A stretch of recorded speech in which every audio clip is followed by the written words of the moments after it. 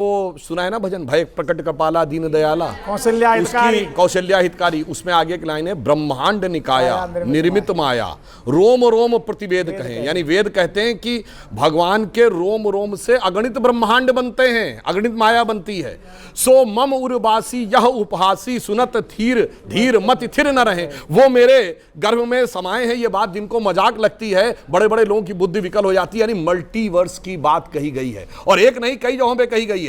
जब हनुमान जी से परिचय पूछा जाता है तो उन्होंने कहा, मैं उसका दूत हूं, जासु अंश उपजय गुण खानी, अगणित उमा रमा ब्रह्मानी। अब मैं कहता हूं, दुनिया के सबसे बड़े एस्ट्रोफिजिक्स और कॉस्मोलॉजिस्ट में से एक कार्ल सैगन, नेट पे जाकर चेक करिए, CARLSAGEN, और उसने क्या कहा है कि केवल मल्टीवर्स का यह कॉन्सेप्ट एंशिएंट हिंदूज ने दिया था, जो कि मॉडर्न साइंटिफिक कैलकुलेशन से मैच खाता है। बाकी जगह पे ऐसा कोई कॉन्सेप्ट नहीं था। तो जो इन्होंने बात कही, हमारा धर्म विज्ञान की कसौटी के ऊपर सबसे आगे निकल के आता है। यह बात दुनिया के सबसे बड़े कॉस्मोलॉजिस्ट। डांसिंग शिवा की मूर्ति, डांसिंग नटराज की मूर्ति कहां लगी हुई है सुधांशु? देखिए साहब, ये एक फैक्ट है, सुनना चाहिए। 21st सेंचुरी की सबसे बड़ी साइंटिफिक खोज क्या है?